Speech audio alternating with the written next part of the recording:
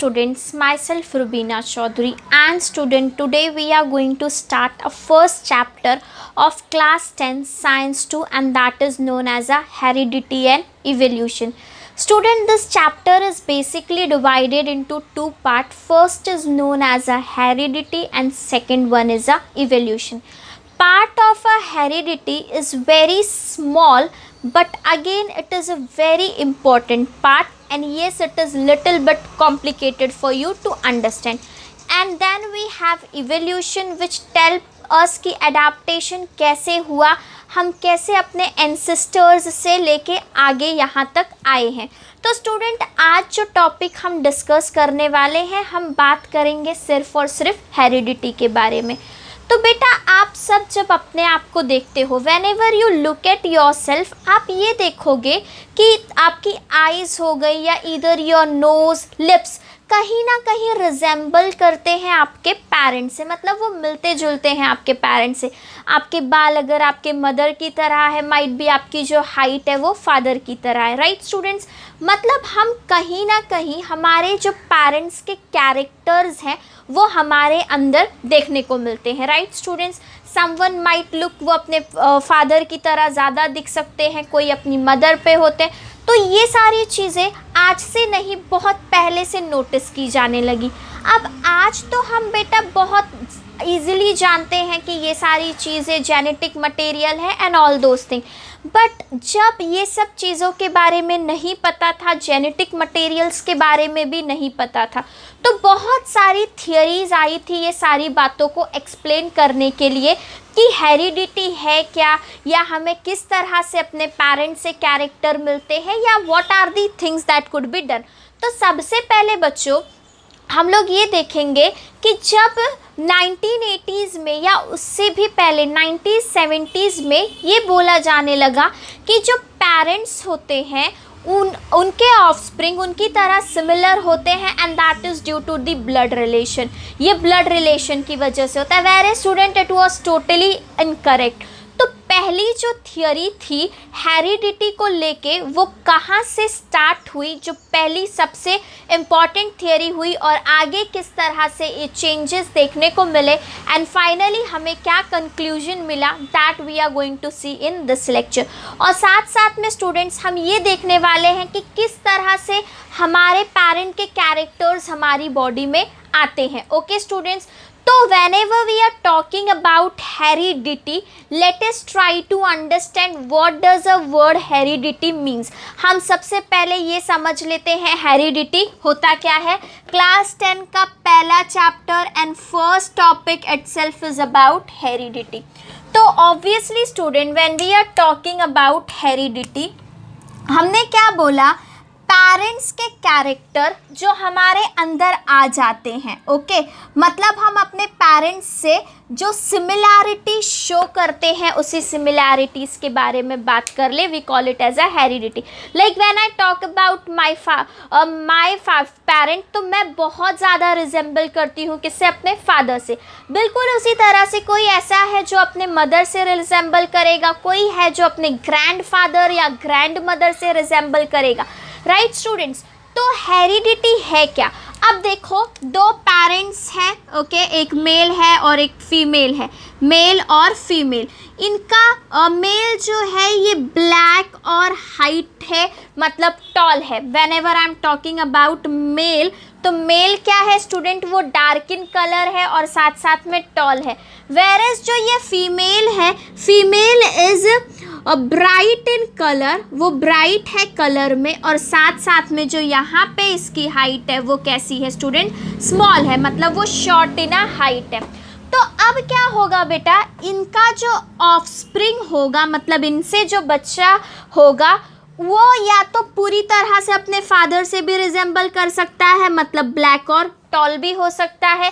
वो अपनी मदर से भी रिजेंबल कर सकता है, ब्राइट एंड शॉर्ट, और it can be a combination of both, जैसे कि वो अपने फादर की हाइट ले लिया टॉल और उसने अपने मदर का कलर ले लिया that is brightness. This all things are possible. ऐसी बहुत सारी पॉसिबिलिटीज़ है.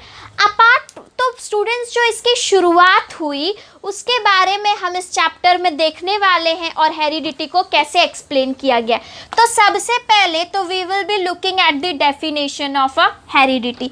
Heredity is nothing but whatever genetic material we get from our parents. मतलब जो भी हमें विरासत में, जैसे विरासत में प्रॉपर्टीज़ मिलती हैं उसी तरह से विरासत में आपको कुछ कैरेक्टरिस्टिक्स मिले हैं अपने पेरेंट्स से और उसी को हम क्या बोलते हैं, हेरिडिटी बोलते हैं. तो heredity is nothing but transfer of character, transfer of characters.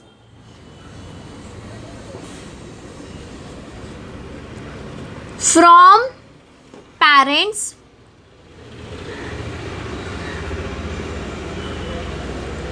to their offspring is known as a heredity. Parents जो भी अपने बायोलॉजिकल कैरेक्टर्स अपने बच्चों के अंदर ट्रांसफ़र करते हैं, whether it is a height, whether it is a colour, चाहे वो बाल हो, चाहे वो उनके बात कर, बहुत सारी चीज़ें हैं. Apart from that also if we see, तो ये सारी चीज़ों को हम बच्चा क्या बोलते हैं, we are going to call it as a heredity. तो हमारे पास चैप्टर का सबसे पहला क्वेश्चन आ जाता है, हेरिडिटी क्या है. ट्रांसफ़र ऑफ अ कैरेक्टर, और यू कैन ऑल्सो और ज़्यादा स्पेसिफाई करने के लिए आप यहाँ पे लिख दो transfer of biological characters sticks from parent to their offspring is known as heredity. और इसी को हम क्या बोलते हैं, is known as heredity.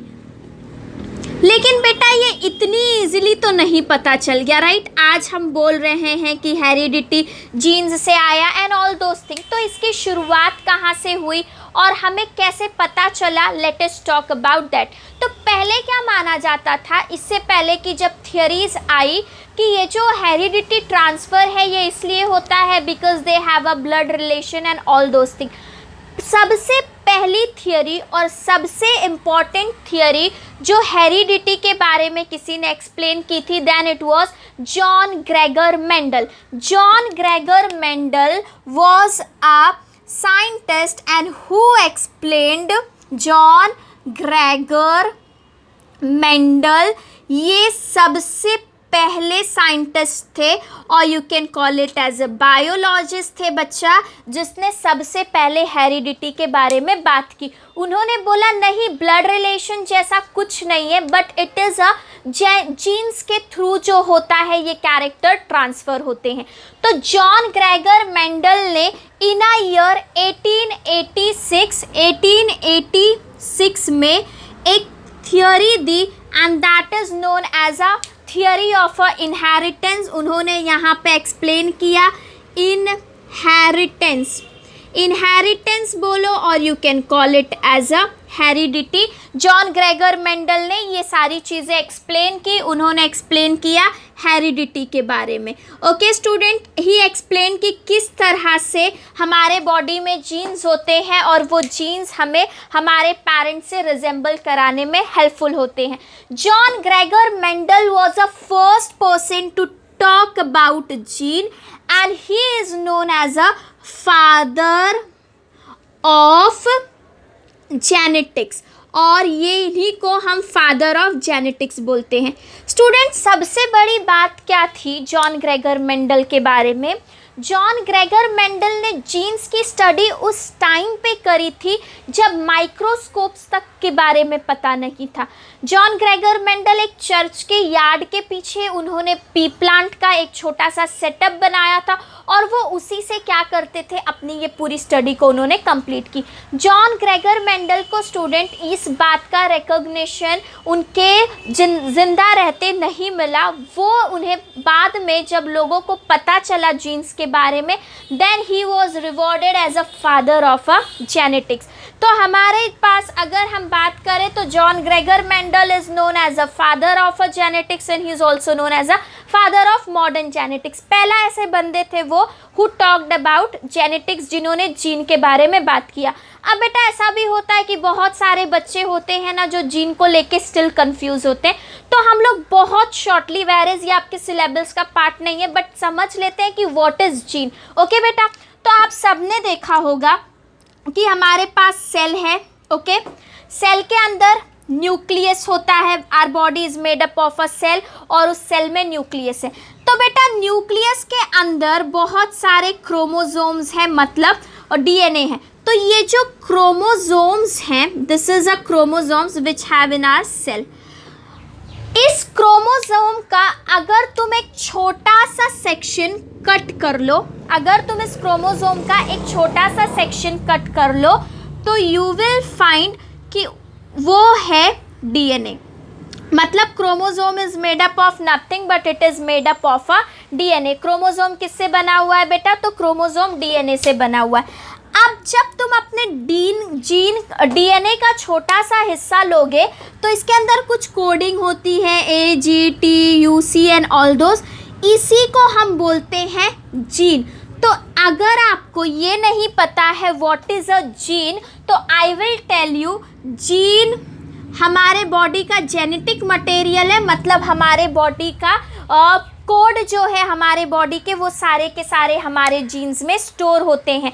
But gene is a small part of a DNA, is a small part of DNA, हमारे DNA का एक छोटा सा हिस्सा है जीन। ओके बेटा, देखो न्यूक्लियस है, न्यूक्लियस का छोटा, न्यूक्लियस को अगर तुम मैग्नीफाई कर को देखोगे तो उसमें तुम्हें क्रोमोसोम मिलेगा। क्रोमोसोम का छोटा सा सेक्शन ले लो, उसको तुम मैग्नीफाई कर लो तो तुमको डीएनए मिलेगा, और डीएनए का अगर तुम छोटा सा सेक्शन ले लो और उसको तुम मैग्नीफाई करके देखो बेटा, तो तुमको वहाँ पे जीन्स मिल जाएंगे।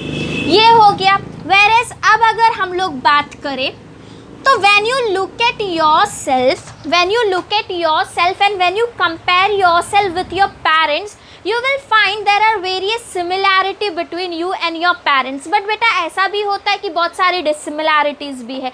लाइक ऐसा हो सकता है कि आपकी आंखें तो आपके मदर फादर किसी पे चली गई हैं, बट आपका जो कलर है ना तो वो आपके फादर से मैच कर रहा है, ना ही वो आपके मदर से मैच कर रहा है।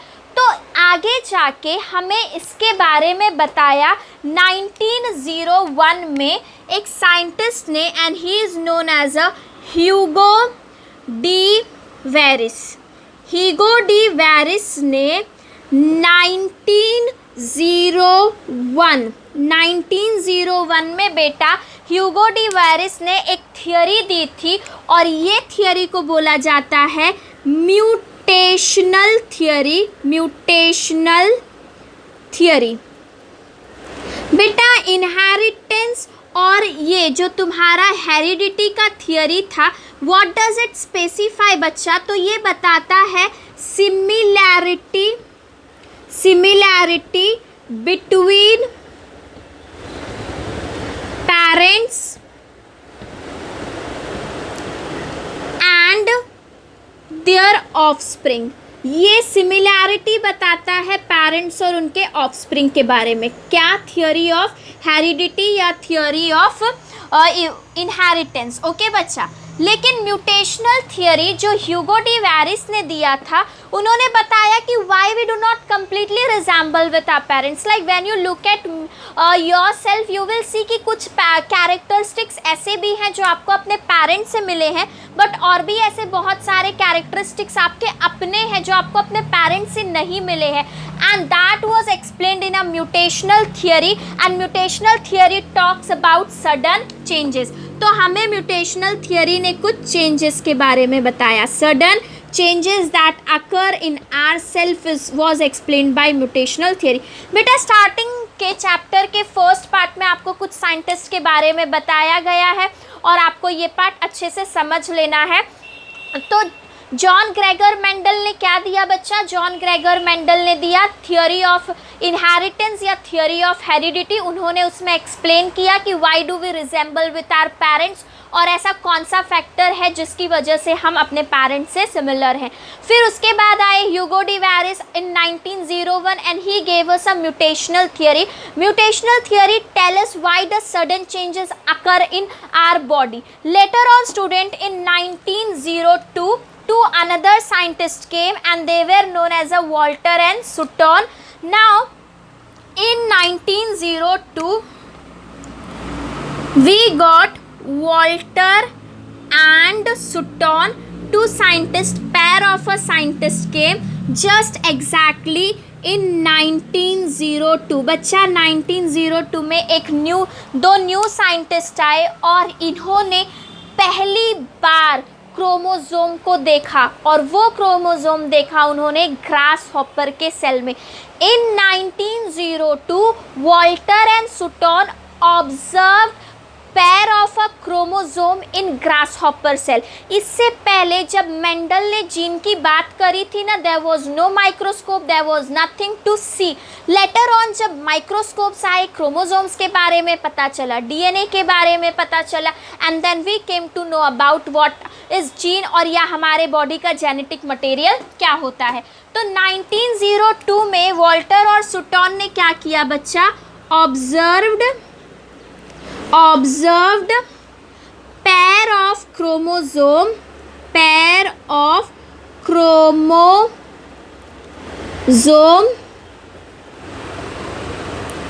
in grasshopper cell। Grasshopper cell में पहला pair of a chromosome was observed by Walter and Sutton in year 1902। इसके बाद बेटा 3 साइंटिस्ट आए, दैट इज नोन एज, सबसे पहले Oswald, we are going to talk about trio scientist, Oswald Avery, okay, Oswald Avery. इसके साथ साथ Maclyn McCarty, and last one was known as and Colin McLeod। This were a trio scientist। हम इनको all together Oswald Avery, Maclyn McCarty and Colin MacLeod को बोलते हैं group of a trio scientist. They came and student, they came in a year of 1944। ये year 1944 में आए और इन्होंने एक बहुत इम्पॉर्टेंट बात बताई। इन्होंने बताया कि हर एक लिविंग ऑर्गेनिज्म के पास, every living organism except virus have DNA, और वही डीएनए जो है हमारा जेनेटिक मटेरियल होता है। तो दे टोल्ड अस बेटा, ऑल लिविंग ऑर्गेनिज्म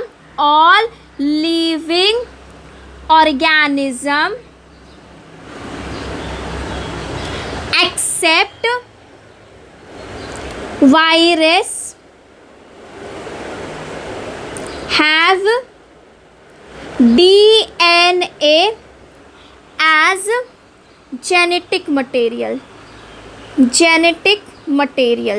बेटा देखो, सबसे पहले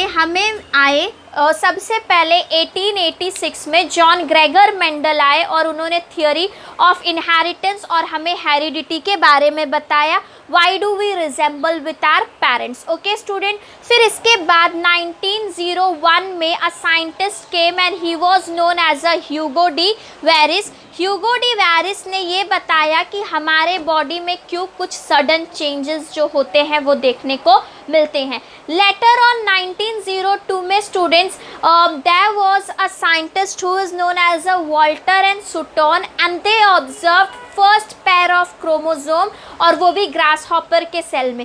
फिर इसके बाद 3 साइंटिस्ट आए, Oswald Avery, Maclyn McCarty and Colin MacLeod, जिन्होंने बताया कि जितने भी लिविंग ऑर्गेनिज्म है सबके बॉडी में डीएनए प्रेजेंट है और उसी डीएनए के अंदर हमारे जेनेटिक मटेरियल्स होते हैं except virus. All living organism except virus has DNA as its genetic material. बेटा हमें सीरीज ऑफ कुछ नंबर ऑफ साइंटिस्ट के बारे में बताया गया है अलॉन्ग विथ डेट्स, और उसके कौन कौन से ईयर में आए हैं और उन्होंने कौन कौन सी थियोरी दी है। So it is again student, it is important for you to understand.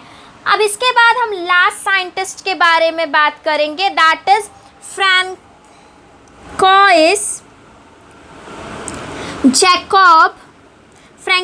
Jack and along with that Jacques Monod. ये हमारे लास्ट साइंटिस्ट है जिसके बारे में हमें पढ़ना है। Francis Jacques and Jack Monod जो है बेटा, दे केम इन अ ईयर 1961। ये ईयर 1961 में आए और इन्होंने अब हमें दे दिया structure of a DNA. They explained us about the structure of DNA. DNA के स्ट्रक्चर के बारे में बताया, हमें बताया डीएनए जो है वो डबल हेलिकल स्ट्रक्चर है, ओके और उसके यहाँ पे कोडिंग्स है, डीएनए के अंदर नाइट्रोजनस बेस है and all those things. So student हमारे पास ये कुछ साइंटिस्ट है और ये उनके कुछ काम है जो आपको पता होना चाहिए। सबसे पहले 1986 में John Gregor Mendel, theory of inheritance और थियोरी ऑफ हेरिडिटी। फिर हमारे पास आए Hugo de Vries, he gave us mutational theory.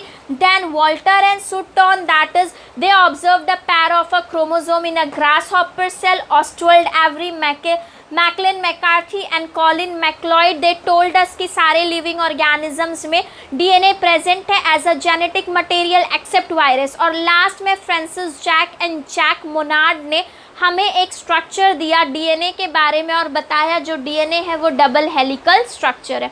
Okay students, तो यहाँ पे हमें ये पता चल गया कि सीरीज ऑफ इवेंट किस तरह से अकर हुए थे।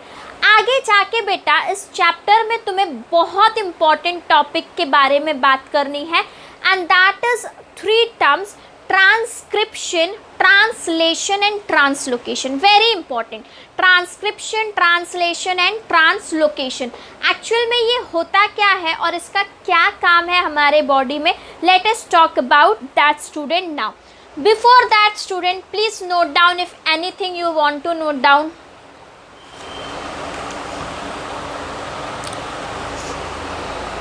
Okay students, now let us start. बेटा क्विकली हम लोग रफ करते करते ये पता कर लेते हैं कि कौन से ईयर में कौन से साइंटिस्ट आए और उन्होंने कौन सी थियोरी दी। 1986 में कौन आए? 1986 में जॉन ग्रेगर मेंडल आए। He was also known as a father of a genetics और फादर ऑफ मॉडर्न जेनेटिक्स। उन्होंने क्या दिया बच्चा हमें? उन्होंने हमें दिया थियोरी ऑफ इनहेरिटेंस और थियोरी व्हाट इज हेरिडिटी के बारे में बताया। फिर 1901 में ह्यूगो डी वेरिस आए। Hugo de Vries told us about mutational theory, why sudden changes occur in our body. Later on scientist आए 1902 में Walter and Sutton and he explained us, he saw the observe first pair of a chromosome. फिर 1944 में trio scientist Oswald Maclyn and MacLeod जो है उन्होंने बताया कि सारे लिविंग ऑर्गेनिज्म के बॉडी में डीएनए प्रेजेंट है as a genetic material.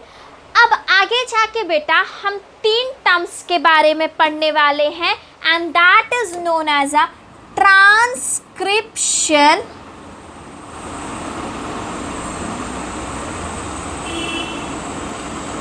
Translation and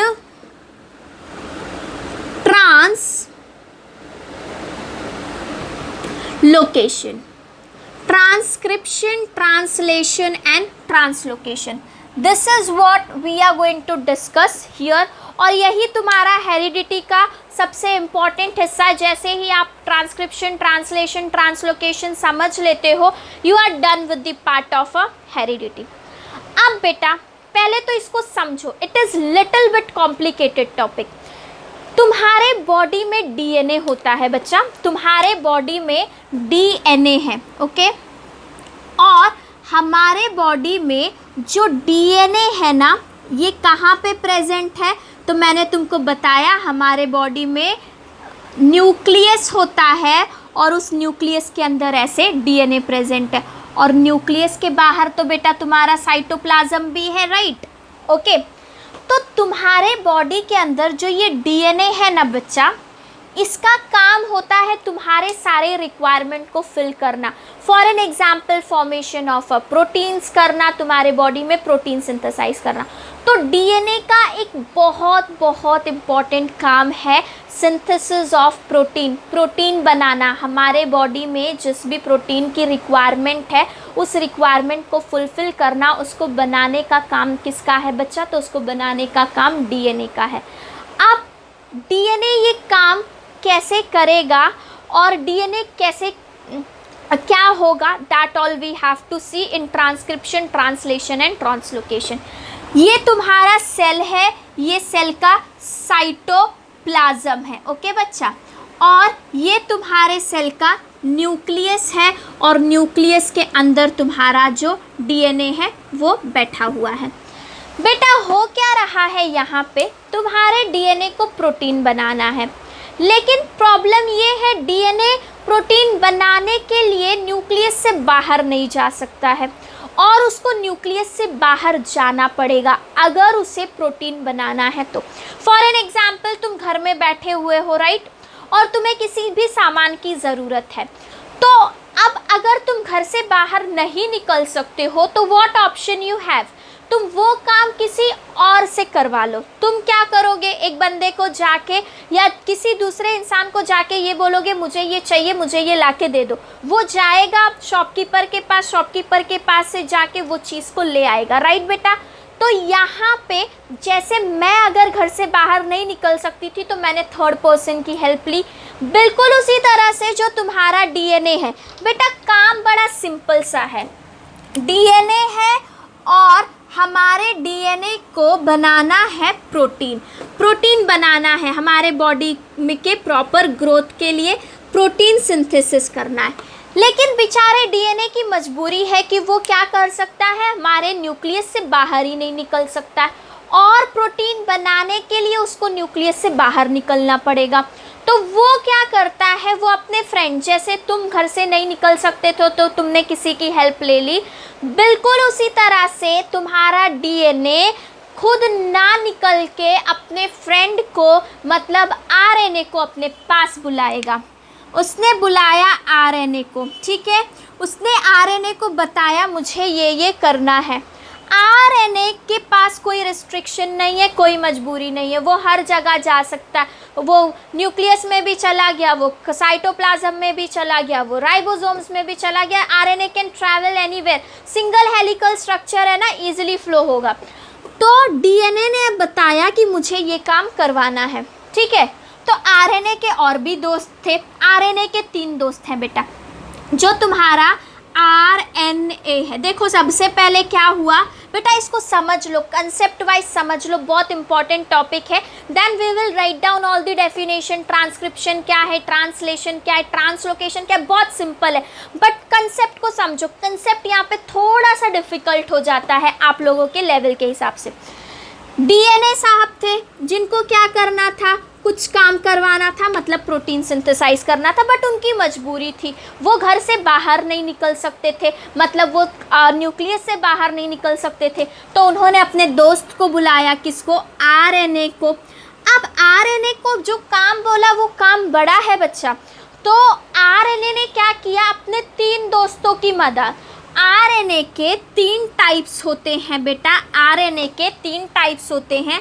एक होता है messenger RNA which is known as a mRNA, दूसरा होता है टीआरएनए ट्रांसफ़र आरएनए, और तीसरा होता है rRNA that is known as a ribosome RNA. Okay बेटा, देखो प्रोटीन बनाना है, सिंपल सी बात है, लेकिन बनाने में कॉम्प्लिकेशंस है। डीएनए जा नहीं सकता है तो उसने मदद ले ली आरएनए की। अब आरएनए ने क्या किया, उसके बदले में जैसे तुमने किसी को बोला और 2-3 चीज़ें थे तो उसने क्या कर दिया, अपने दोस्तों में वो काम डिवाइड कर दिया। बिल्कुल यही तुम्हारा आरएनए कर रहा है।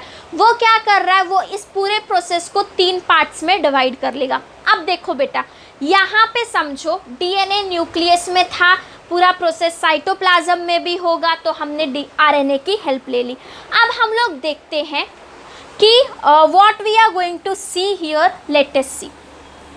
सबसे पहले तो मैं तुमको ये बोल रही हूँ, we will write down definition later on. What we have to do is we have to understand the concept. Okay बच्चा, तो सबसे पहले हम ये लिख देते हैं, मेरे बॉडी में या हम सबके बॉडी में डीएनए है, डाईऑक्सीराइबोस न्यूक्लिक एसिड है। इसका काम है मेरे बॉडी में प्रोटीन सिंथेसाइज करना, मतलब प्रोटीन को बना देना। अभी मैं एक बहुत सिंपल टर्म्स में तुमको पूरा पार्ट एक्सप्लेन करूंगी and then we will see it in detail again, protein synthesis करना। बट बेचारा जो डीएनए है उसकी मजबूरी है, न्यूक्लियस से बाहर नहीं निकल सकता, प्रोटीन बनाने के लिए न्यूक्लियस से बाहर जाना पड़ेगा। तो उसने क्या किया, he took the help of RNA की हेल्प ले ली बेटा, आरएनए की हेल्प ले ली। तो अब देखो मैं तुमको सारे टर्म्स इसी के थ्रू एक्सप्लेन करने वाली हूँ। डीएनए ने आरएनए को बुलाया, आरएनए ने प्रोटीन सिंथेसाइज करवाया। ओके बेटा, तो डीएनए से आरएनए का बनना, मतलब डीएनए का आरएनए को बुलाना, ये जो प्रोसेस होता है, जैसे तुमने अपने दोस्त को बुलाया, इस प्रोसेस को बोलेंगे transcription. We are going to call it as a transcription. DNA से आरएनए में होना, आरएनए ने प्रोटीन सिंथेसाइज किया। अब देखो बच्चा, डीएनए के अंदर जो भी जेनेटिक मटेरियल होता है वो, अब मैं तुमको डीएनए के बारे में एक सिंपल टर्म्स में बता रही हूँ, पहले भी हम डीएनए पढ़ चुके हैं तो ज़्यादा टाइम नहीं वेस्ट करेंगे। डीएनए के अंदर कोड्स हैं, मतलब कैसे कोड्स हैं, अगर हम बात कर ले डीएनए के बारे में तो डीएनए में एडेनाइन है, गुआनाइन है, साइटोसाइन है और यूरैसिल है। राइट स्टूडेंट, एडेनाइन हमेशा तुम्हारे यूरैसिल के साथ पैर करेगा और गुआनाइन हमेशा तुम्हारे साइटोसाइन के साथ पैर करेगा। और I can write down A is always equal to C and G will be, A is always equal to U and G will be always equal to C. Right बच्चा, इसको side में लिख के रख देते हैं। Adenine will always pair up with uracil and guanine will always pair up with cytosine. This is what we have done so far. अभी बच्चा, ये तुम्हारे डीएनए की बात हुई, ये तुम्हारे डीएनए की स्टोरी है। डीएनए में एडेनाइन हमेशा पैरिंग करेगा यूरैसिल के साथ और गुआनाइन हमेशा पैरिंग करेगा साइटोसाइन के साथ। अब बच्चा आगे क्या हो रहा है, देखो डीएनए के पास जो भी इंफॉर्मेशन है ना बेटा, वो इंफॉर्मेशन नाइट्रोजनस बेस के फॉर्म में है, नाइट्रोजनस बेस के फॉर्म में। यहाँ पे कोड था नाइट्रोजनस बेस के फॉर्म में। ओके बेटा, it was in the form of nitrogenous base. RNA ने खुद भी ये कोड लिया, किसमें, नाइट्रोजनस बेस के फॉर्म में। लेकिन प्रोटीन तो बनता है किससे, अमाइनो एसिड से। राइट स्टूडेंट, प्रोटीन जो है वो किससे बन रहा है, अमाइनो एसिड से बन रहा है। तो ऐसे केस में हम यहाँ पे ये देखेंगे स्टूडेंट्स कि आरएनए जो प्रोटीन सिंथेसिस कर रहा है, यहाँ पे भी कोड नाइट्रोजनस बेस के फॉर्म में था।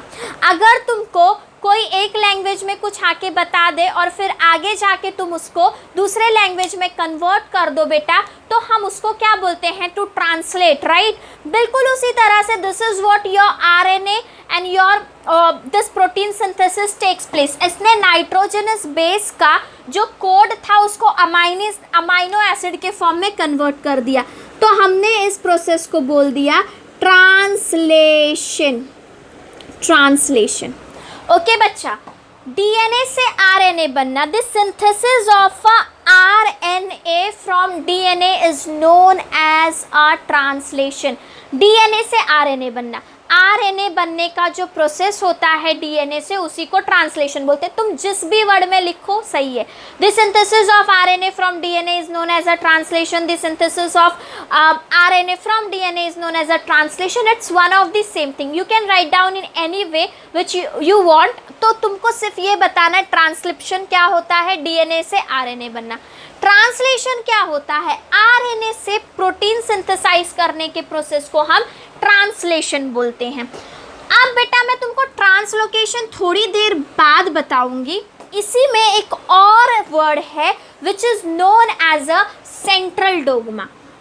डायरेक्टली डीएनए से प्रोटीन जो बनता है ना, इस प्रोसेस को हम बोलते हैं central dogma.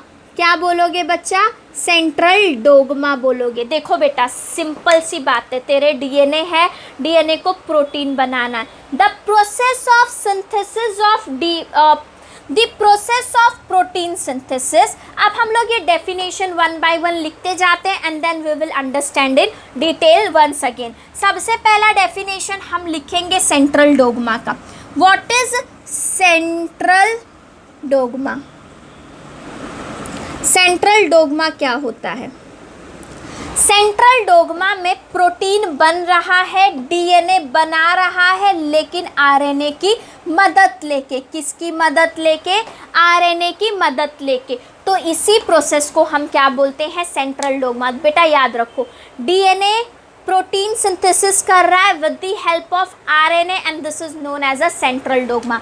The process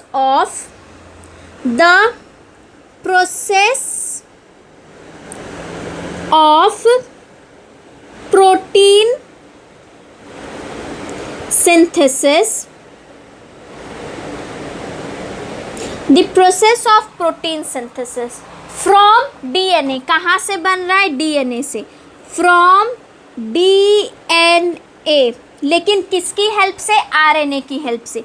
with the help of RNA is known as a central dogma। बेटा सिंपल वर्ड्स, प्रोटीन बनाना है डीएनए के थ्रू और हेल्प लेनी है आरएनए की, इसी को हम बोलते हैं central dogma. We call it as a central dogma. Now we are going to talk about transcription. Transcription तो तुमने यहाँ से ही लिख सकते हो।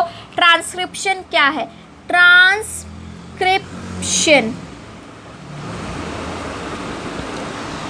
For protein synthesis. Protein synthesis करने के लिए डीएनए का और simply you can write down synthesis. Synthesis मतलब बनना, सिंथेसिस ऑफ आरएनए। आरएनए का बनना फ्रॉम डीएनए, डीएनए से। This process is known as a transcription for formation of protein. Protein बनाने के लिए, but you are not suppose to, अगर आप वो नहीं लिखते हो it is completely fair enough. इसके बाद है ट्रांसलेशन। ट्रांसलेशन, ट्रांसलेशन में क्या होगा बच्चा? Translation, the process in which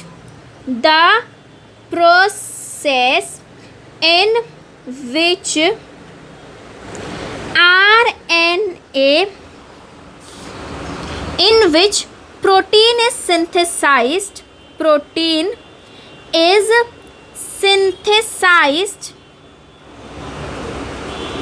from DNA, from RNA. एक ऐसा प्रोसेस जिसमें तुम्हारा प्रोटीन बन रहा है आरएनए की मदद से, इसी को हम ट्रांसलेशन बोलते हैं। डेफिनेशन में तुम्हें ये लिखने की ज़रूरत नहीं है कि आरएनए के पास नाइट्रोजनस बेस के फॉर्म में कोड था और डीएनए ने तुम्हारा प्रोटीन जो है वो अमाइनो एसिड के फॉर्म में था, इसलिए हम उसको क्या बोलते हैं? प्रोटीन सिंथेसिस बोलते हैं। ठीक है बेटा, तो मुझे लगता है आप लोगों के माइंड में थोड़ा तो समझ में आ गया होगा कि सेंट्रल डोग्मा क्या है। सेंट्रल डोग्मा है डीएनए से प्रोटीन बनाना आरएनए की हेल्प लेके। फिर दूसरा टर्म हमने देखा कि व्हाट इज और ट्रांसक्रिप्शन, तो ट्रांसक्रिप्शन क्या है, डीएनए का आरएनए बनाने का प्रोसेस को हम ट्रांसक्रिप्शन बोलते हैं। फिर तीसरा हमने देखा ट्रांसलेशन क्या है, तो ट्रांसलेशन क्या है बेटा, जब तुम्हारे आरएनए ने प्रोटीन सिंथेसाइज किया, इस पूरे प्रोसेस को हम क्या बोलते हैं, we are going to call it as a translation. लेकिन इसके इतना इजी नहीं है, थोड़ा सा मतलब इसको हम कंसेप्ट वाइज भी समझ लेते हैं कि एक्चुअली ये होता क्या है and how all this thing take place. Okay बेटा, तो for that student please note down whatever thing is written here so that आप लोगों के पास डेफिनेशन आ जाए। आगे जाके हम टोटली कंसेप्ट के बारे में बात करने वाले हैं। आपको जो भी स्क्रीनशॉट लेना है please take. Okay student, I hope you are done with this. Now we are going to understand कि हुआ क्या। अभी तो हमने सिर्फ समझ लिया कि ये प्रोसेस होता कैसे and all those thing. Let us see क्या होगा। तो उसके लिए मैंने तुमको यहाँ पे हम डीएनए की बात कर लेते हैं।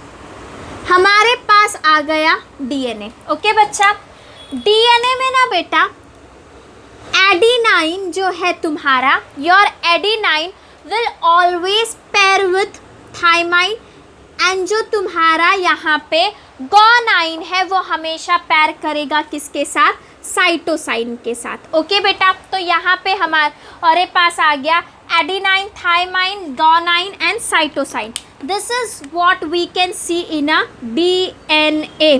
डीएनए में हमारे पास होता है एडेनाइन विच पैर अप विथ थाइमाइन, फिर हमारे पास है गुआनाइन एंड विच पैर अप विथ साइटोसाइन। ओके बेटा, पैरिंग कुछ इस तरह से हो रही है। अब यहाँ पे बहुत सारे एडेनाइन लाइन से आ गए, मतलब एडेनाइन के सामने हमेशा जो है वो क्या होगा, थाइमाइन होगा। ये पार्टनर्स हैं। अब जब मैं आरएनए की बात करूँगी, RNA is a single helical structure बच्चा। आरएनए में एडेनाइन होता है लेकिन थाइमाइन की जगह पे यहाँ होता है यूरेसिल। आरएनए में थाइमाइन को रिप्लेस कर दिया है किसने बच्चा, यूरेसिल ने।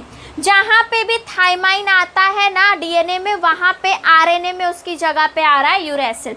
और तुम्हारे पास गुआनाइन के पास तुम्हारा साइटोसाइन एज इट इज़। ये हमारे पास आ गया आरएनए का स्ट्रक्चर। ओके बेटा, अब हम लोगों को ये पूरा प्रोसेस भी समझना है, तो हम लोग एक डीएनए बना देते। We are going to draw a DNA. ऐसा थोड़ा सा सिंपल सा बनाते हैं so that it becomes easy for you to understand. मेरे पास डीएनए है।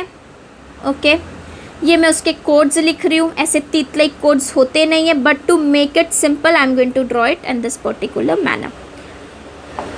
बच्चा ये मेरा डीएनए था, इसके पास पूरा कोड वर्ड सब कुछ प्रेजेंट है। किसके लिए, प्रोटीन बनाने के लिए। लेकिन इसकी अपनी एक मजबूरी है, क्या है कि वो क्या कर रहा है, वो जा ही नहीं पा रहा है कहाँ पे, न्यूक्लियस के बाहर।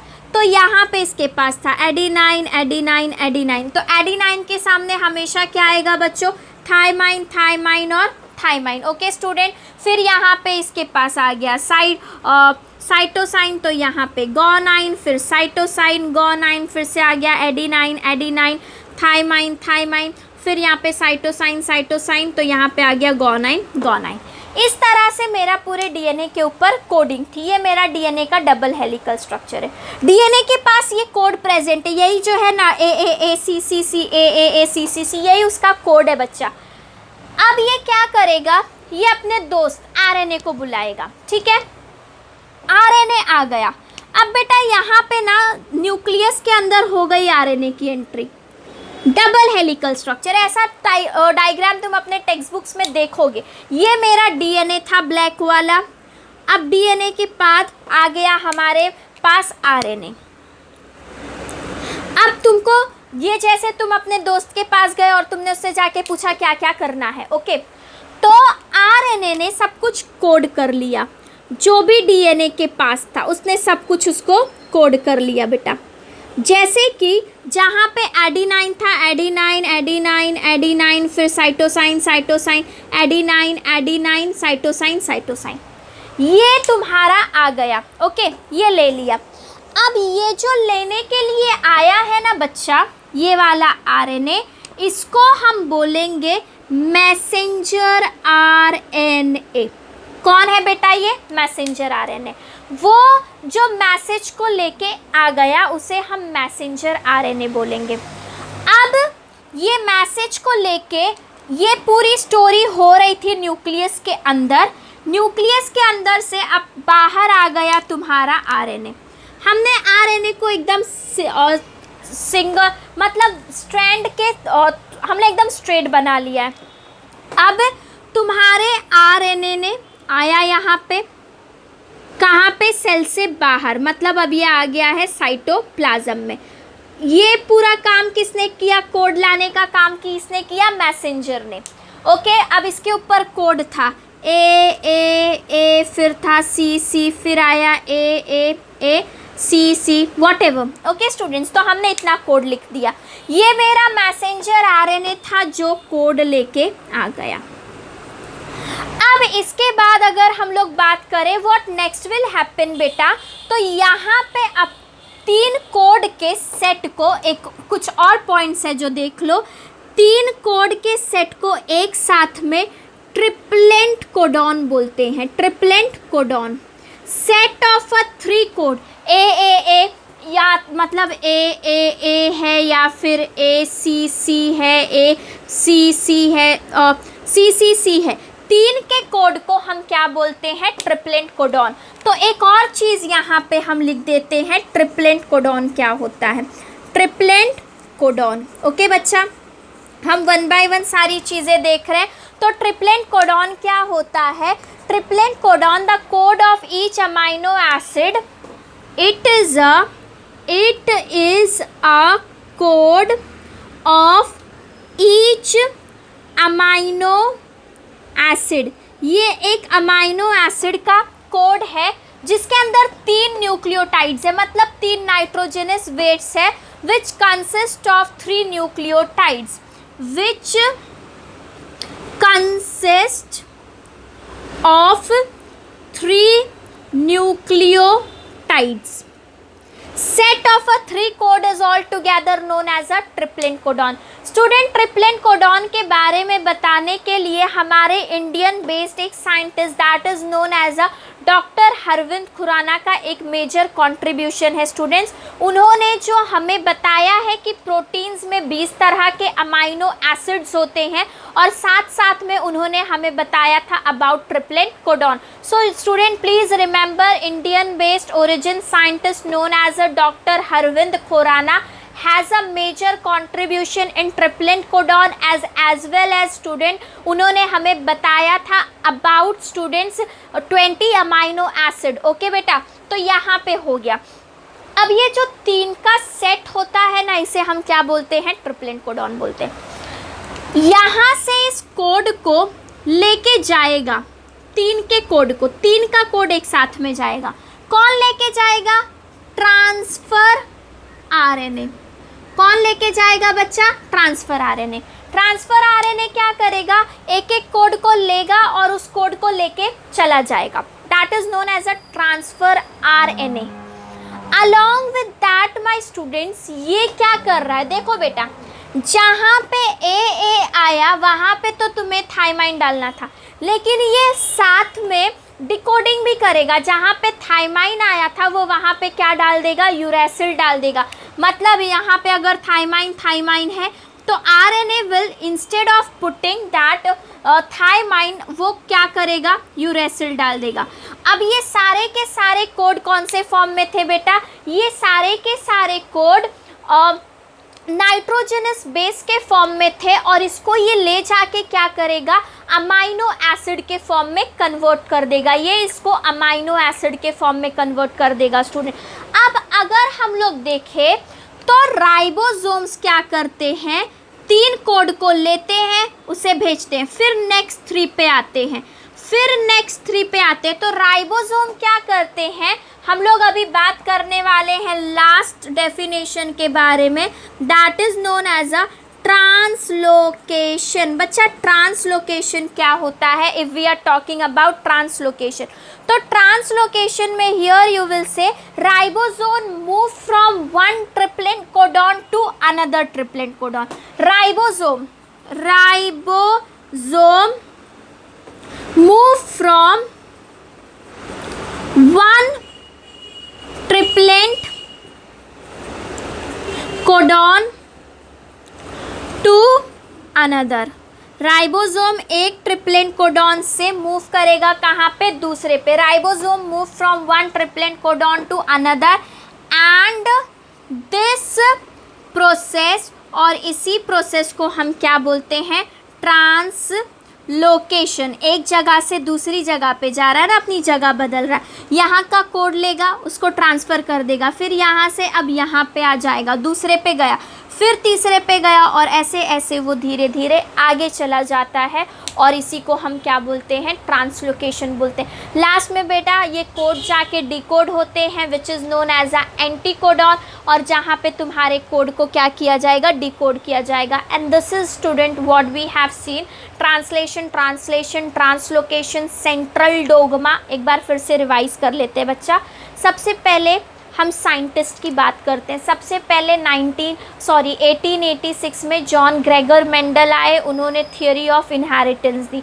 फिर उसके कुछ साल बाद ह्यूगो डी वेरिस आए, जिन्होंने हमें एक्सप्लेन किया about theory of a mutation कि why does sudden changes take place. In 1902 Walter और सुटॉन आए, और उन्होंने हमें एक्सप्लेन किया कि किस तरह से पहला क्रोमोसोम ऑब्जर्व किया ग्रास हॉपर के सेल में। Then later on students trio scientist came and they told us कि हर एक लिविंग ऑर्गेनिज्म के बॉडी में डीएनए है, और उसी डीएनए में हमारा जेनेटिक मटेरियल स्टोर है एक्सेप्ट वायरस। फिर Francis Jacob and Jack Monod आए, और उन्होंने हमें बताया बच्चा अबाउट स्ट्रक्चर ऑफ डीएनए कि डीएनए एक डबल हेलिकल स्ट्रक्चर है। बेटा इसके बाद हम पहुँचे ट्रांसक्रिप्शन, ट्रांसलेशन, ट्रांसलोकेशन पे। तो हमारे बॉडी में जो डीएनए है, उस डीएनए का काम है प्रोटीन सिंथेसाइज करना, प्रोटीन बनाना। तो जो डीएनए प्रोटीन सिंथेसाइज करता है आरएनए की हेल्प से, उसी पूरे प्रोसेस को हम सेंट्रल डोग्मा बोलते हैं। A process in which protein is synthesized from DNA with the help of RNA. This whole process is known as a central dogma. इसके बाद ट्रांसक्रिप्शन क्या होता है? डीएनए से आरएनए का बनने का जो प्रोसेस होता है, मतलब डीएनए जो अपने कोड्स जो है आरएनए को दे रहा है। यहाँ पे अगर तुम देखोगे तो डीएनए ने आरएनए को बुलाया और उसको कोड दे दिया। This process is known as a transcription. फिर आरएनए उसको लेके आगे जाएगा न्यूक्लियस से बाहर, और कोड को राइबोसोम में ले जाके पहुंचा देगा, उसने ट्रांसलेट किया।